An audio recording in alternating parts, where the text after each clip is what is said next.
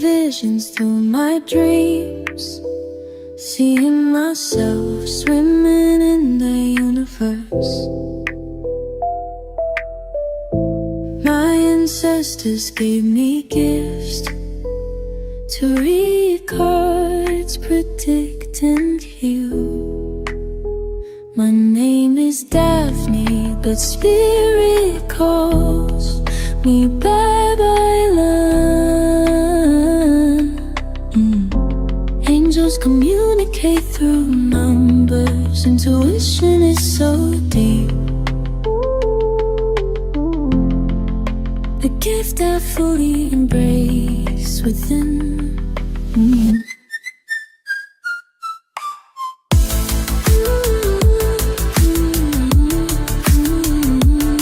Hi everyone, welcome po sa inyong almost personal readings.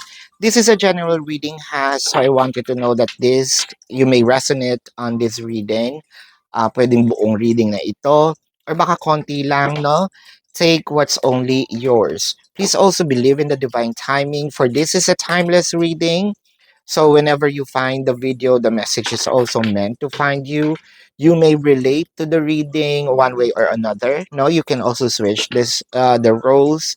Kung baligtad yung nangyayari, what I'm reading here is the dynamic naman. All right? Let's start with the lovers. Together with the Page of Swords and the Two of Swords. Eto na. Ang ganda-ganda ng simula, maayos ang simula, no? Parang almost an epitome of a perfect relationship. Almost as if parang feeling mo nga, ay, destined kaming dalawa. Nafe-feel ko na meron kaming connection on a soul level. Parang medyo matagal na rin, no? Ang daming mga challenges dito sa relationship na ito na nalagpasan nyo. Ang daming mga challenges na parang minani nyo lang. Pero, with the Two of Swords, dito, no? Kumbaga naminsanan ka, bumingo ka pa. With the challenge, parang hindi mo with this specific challenge, hindi mo inaasahan na yun pala ang magiging mitya ng end nitong relationship. Clarifying is the Magician and the Nine of Wands. So, it felt like, kasi the Magician is manifesting something, wanting to do something. So I'm starting to do it na hindi ko pinalam. So,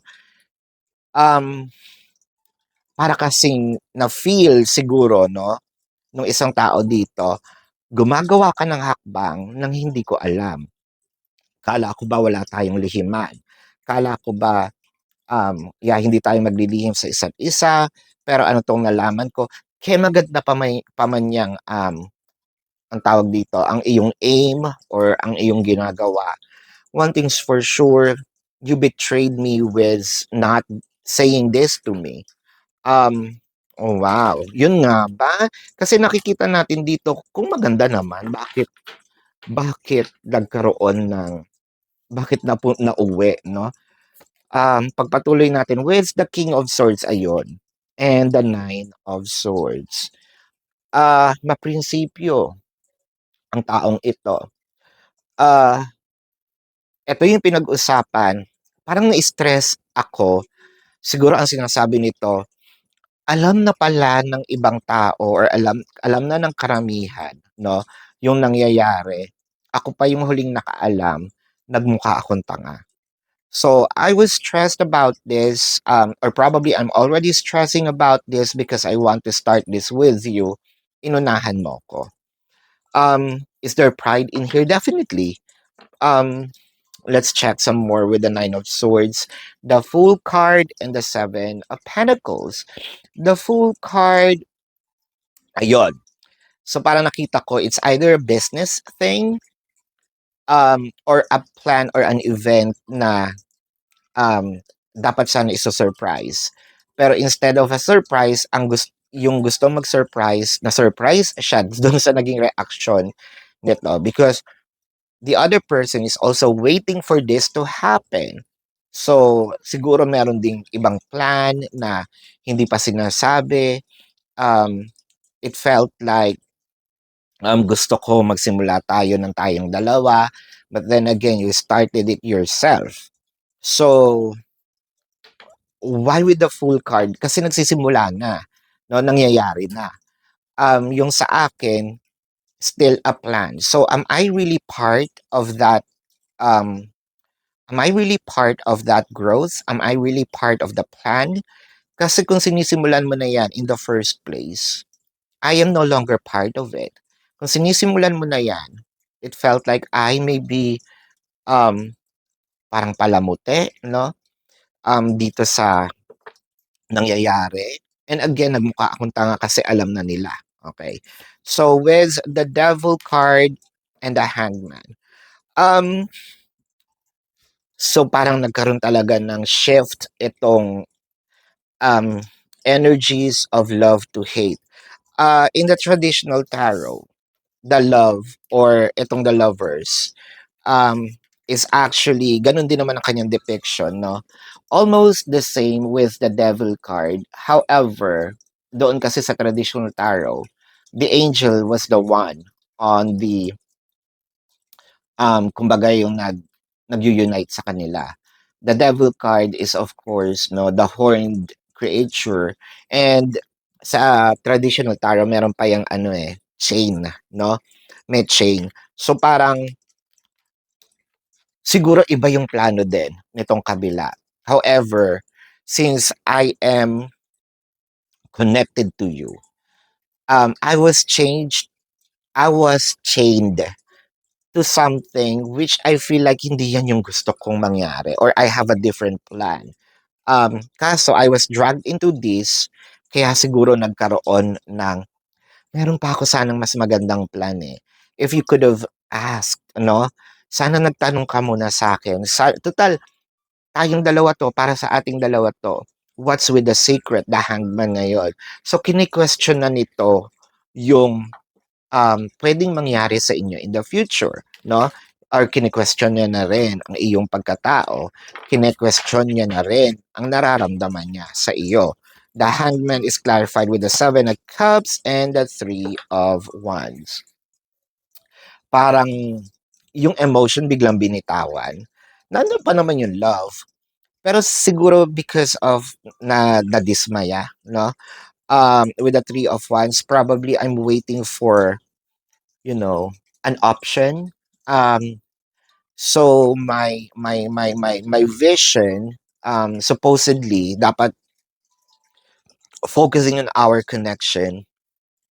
Parang sinasabi nito, since ikaw naman ang nauna na hindi ako isali, probably I'm open now, no? Kung may dadating na ibang tao sa akin and meron kaming parehong vision, I'd probably go into that direction. At least for now, ito yung naiisip niya, no? This can change naman in a while. Pero kasi the Seven of Cups, I can do it. I can probably shut the door, no? Of not doing it. But since the Seven of Cups is already here, anything may happen or anything may not happen, no? Kasi it's an option. Parang trigger lang ang nag-aantay for me to get another cup. The King of Cups, the Empress, and the Five of Swords. Um, yes, this may be some challenging situation for some relationship, but it felt like kasi with the Five of Swords, it's more of a winning din naman. Winning in a sense of mapapatunayan ko, no, na this relationship is meant for us. So kung sino man yung naglihim, I feel like um, malulusutan niya ito. It felt like mas, parang I'm going to prove you wrong in a way. Pero hindi ko na rin 'to uulitin, no, in the future. Pero kung ano man yung ine-expect mong baka this might be a failure, hindi. So this will going to succeed, pero this may take a lot of time, for you to prove to them. Pero then again, here it is, surpassing the challenges with the Five of Swords. Yun nga lang, dapat talaga, sana, no, well, nandiyan na yan, sana napag-usapan muna. Pero since nandiyan na yan, I think that time can only heal, no, this situation. So this is your reading. Let me know kung kayo nakaka-resonate. And if you do, mag-comment po kayo sa comment section. And kung meron po kayong mga personal question, no, sa description box ng video na ito, there is a link. Click the link, you will be routed to my website. Nandun po yung name, number, QR code, amount per question. So take advantage of the 4 questions plus 1 kasi discounted na po yun. And if you want to book a private reading, nandun din po siya. Now let's check the zodiac sign of your person.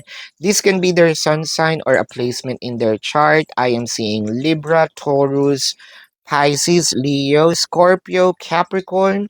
I am seeing, yeah, Scorpio is very dominant. Cancer is here. Gemini. Aquarius is here. Aries is here.